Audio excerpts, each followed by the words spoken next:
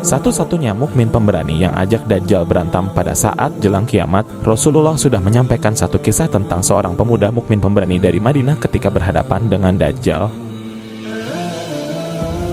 Di dalam hadis tersebut dijelaskan betapa pentingnya ilmu dan iman dalam membentengi diri dari berbagai macam fitnah. Dalam hadis riwayat Muslim disebutkan mukmin pemberani yang hendak bunuh Dajjal. Ketika Dajjal telah muncul, maka dia akan berupaya untuk menjadikan semua manusia tunduk dan menyembahnya. Dajjal akan mengaku sebagai Tuhan dan menyuruh semua manusia yang dijumpainya untuk menyembahnya. Bila ada manusia yang menentangnya, Dajjal tak segan-segan menyiksanya. Tetapi bagi orang yang beriman, ancaman Dajjal tidak akan membuatnya gentar. Seperti dikisahkan dalam sebuah hadis bahwa kelak ketika Dajjal muncul, ada seorang mukmin yang berani menentangnya, meskipun resikonya adalah disiksa hingga mati.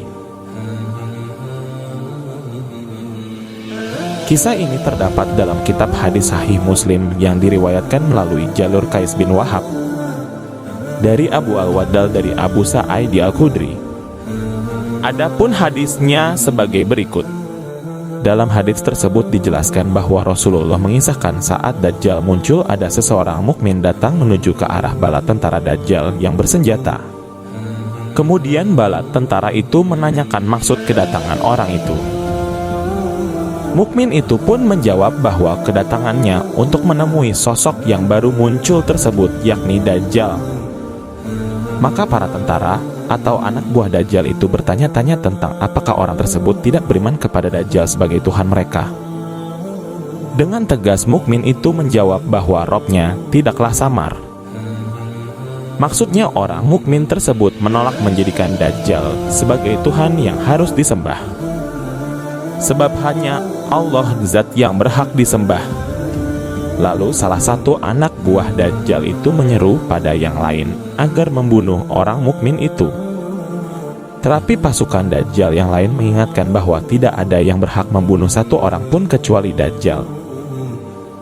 Maka mereka pun membawa orang mukmin itu menghadap Dajjal.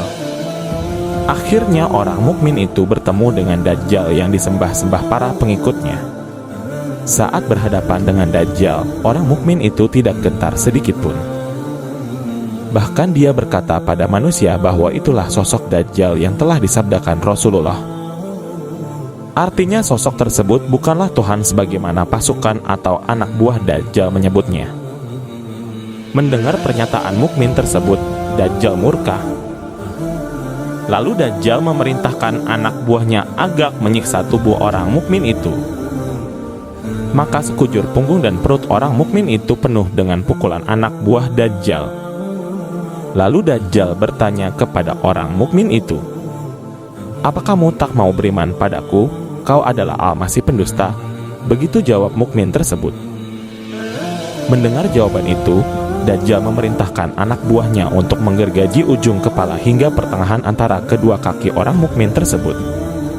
Setelah itu, Dajjal berjalan di antara dua potongan tubuh itu lalu berkata, "Berdirilah." Tubuh itu pun berdiri. Selanjutnya Dajjal bertanya padanya, "Apa kau beriman padaku?" Maka orang mukmin itu pun berkata bahwa kini dia semakin mengetahui itu adalah Dajjal. Dajjal kemudian menyembelihnya lagi, lalu leher dan tulang selangkanya diberi perak, tapi Dajjal tidak mampu membunuhnya. Maksudnya tidak dapat menundukkan orang mukmin tersebut sebab kuatnya keimanannya. Kemudian kedua tangan dan kaki orang mukmin itu diambil lalu dilemparkan. Manusia yang lain mengira bahwa orang mukmin itu dilempar ke neraka. Padahal sejatinya mukmin itu masuk surga sebab kokohnya keimanan melawan Dajjal. Dalam hadis itu, Rasulullah menjelaskan sosok mukmin tersebut adalah sosok manusia yang kesaksiannya paling agung di sisi Allah. Kisah ini dapat ditemukan dalam hadis Sahih Muslim nomor 2938 Syarah Sahih Muslim dan nomor 5230 versi Al-Alamiyah. Kendati demikian, tidak ada keterangan yang jelas terkait siapakah mukmin yang dimaksud. Sebagian ulama menyatakan kata mukmin tersebut bisa siapa saja. Tetapi yang jelas, hadis ini bagian dari pemberitahuan Rasulullah atas peristiwa yang akan terjadi kelak. Sudah seharusnya kita sebagai orang Islam meyakini perkara adanya kiamat, namun sebelum peristiwa besar tersebut terjadi, ada deretan tanda-tanda yang akan muncul menjelang hari kiamat, salah satunya kemunculan Dajjal. Semoga kisah ini dapat memperkuat keimanan kita kepada Allah.